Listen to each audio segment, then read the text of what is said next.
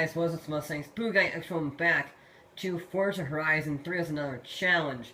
Now, Aston Martin and Mercedes are on a bit of a rivalry with Audi and BMW expected to join in the new generation of hypercar technology, ranging with 1,000 horsepower, 4,000 pounds of downforce in a 2,400 to 200 pound car, known as the Valkyrie for Aston Martin and Project One for Mercedes. These two vehicles have a combined horsepower of 2,000 horsepower and a combined downforce without rear wings of 8,000 pounds. But they weigh less than but both of them combined weigh less than your average pickup truck. And we're going to be focusing on the Project One because they got 1,000 horsepower from F1 technology, which means absolutely massive turbos that would get set on fire if you let a match near them. And they get 1,000 horsepower with the help of those turbos from a 1.6 liter engine. The fact that that doesn't burst into flames as soon as they turn it on is amazing. But yeah, it apparently works with 1,000 horsepower going through 1.6 liters of fury, which is an incredible feat of engineering on top of all the other stuff. But that got me thinking, since it has a top speed of 217 miles an hour, could you get anywhere close to that with a 1.6 liter engine in Forza Horizon 3? Now, the slowest vehicle of the day is the Maserati A6 with a bunch of other letters and numbers after that I'm not going to go into. And it's using the 1.6 liter turbo rally engine, as you would probably expect. It's 7 out of the 10 vehicles here are powered by this engine. And I thought this vehicle would be pretty good. It looks half decent for cutting through the air. Sure, that grille isn't helping very much, but I still thought it's relatively smooth. It should cut through the air relatively nicely. No, it really doesn't. it really doesn't. Yeah, I thought this would fare a bit better. This is it was at this point where I was starting to get more experience with building the cars, but yeah, I thought this would fare a lot better. It really didn't. 177 miles an hour is all I got out during my testing run. Yeah, the Maserati A6 just not quite faring too well.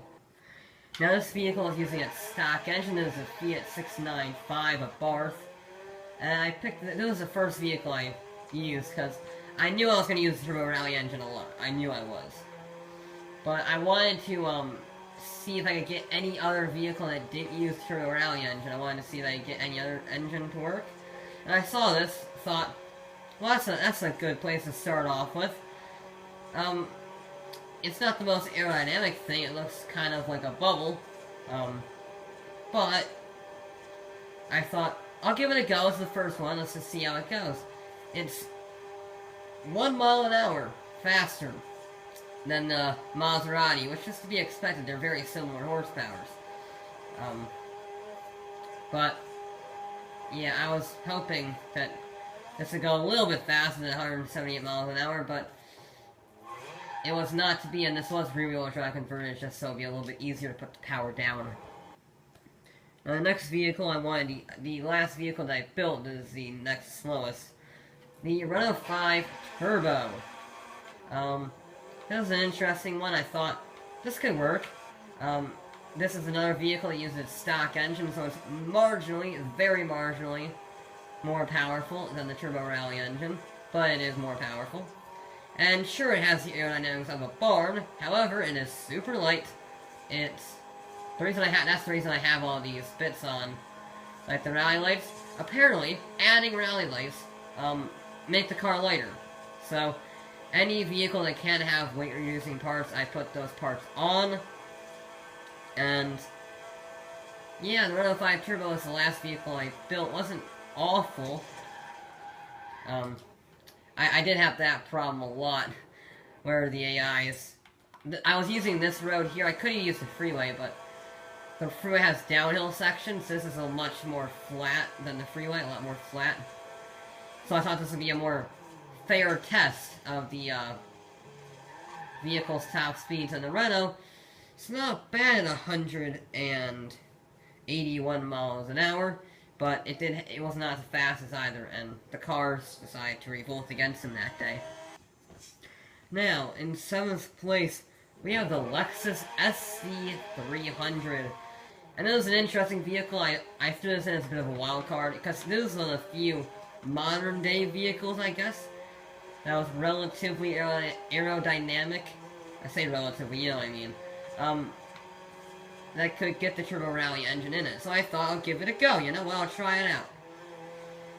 It didn't do too badly at 187 miles an hour. Yeah.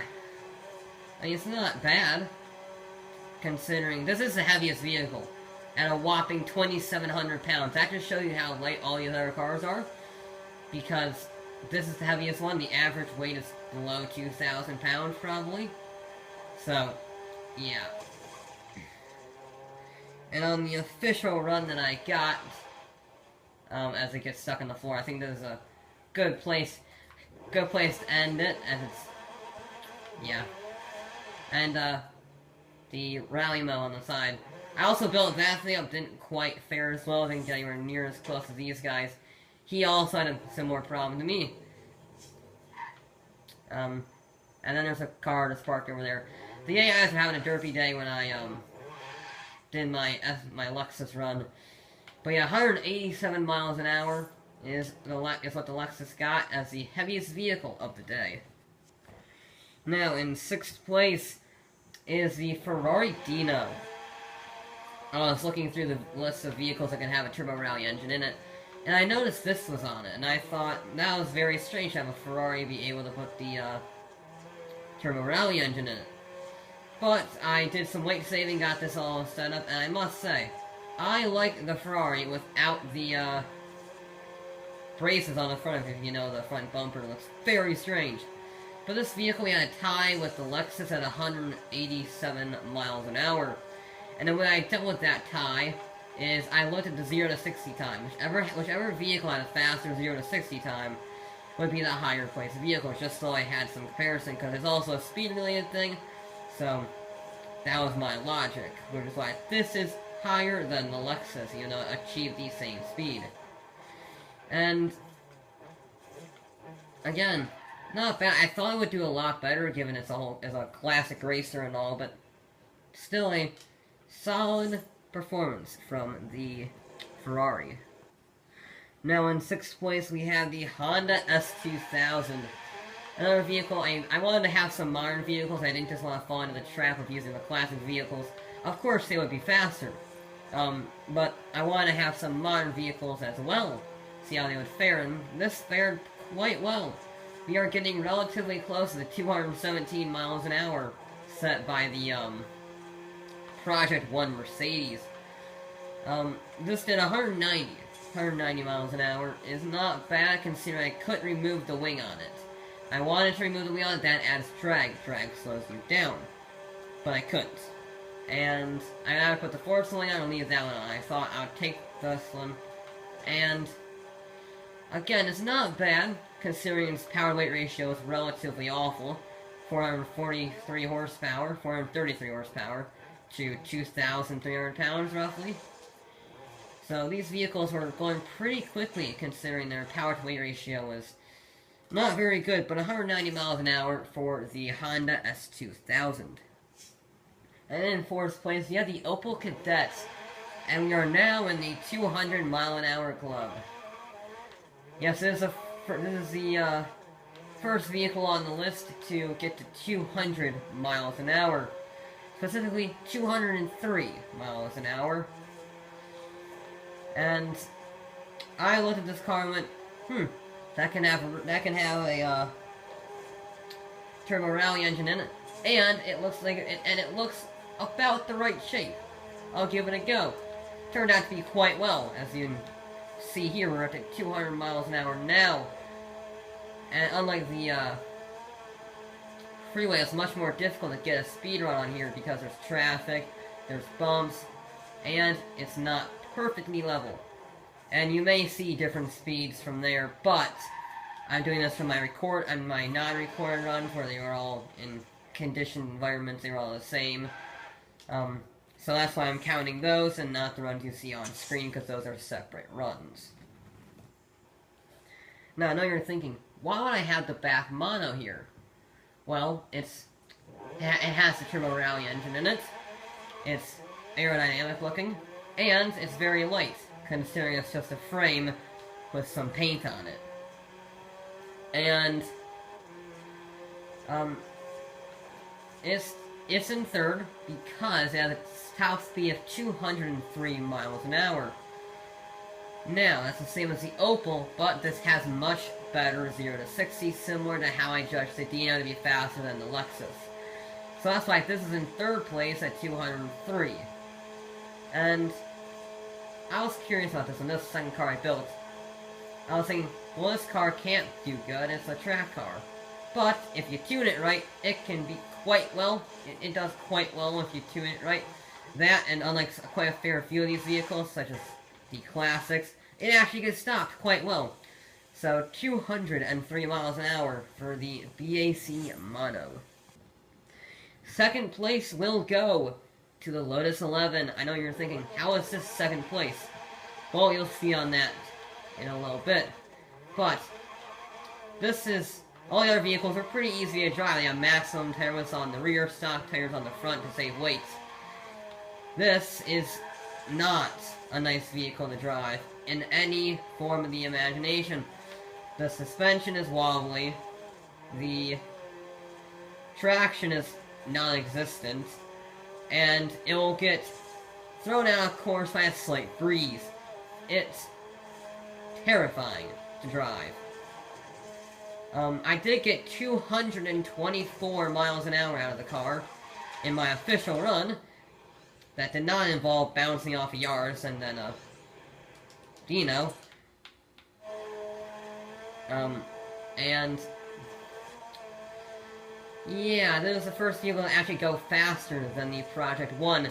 I would hope the Project One is faster than this, because that is absolutely terrifying. And on my official run, I barely kept the thing under control, which is why I did 224 instead of the 226 you see there.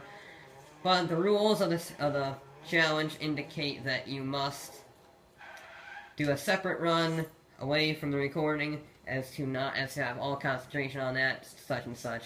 So it has the Lotus 11 has a top speed of 224 miles an hour, which is pretty good for an absolute death trap of a Micro Machine.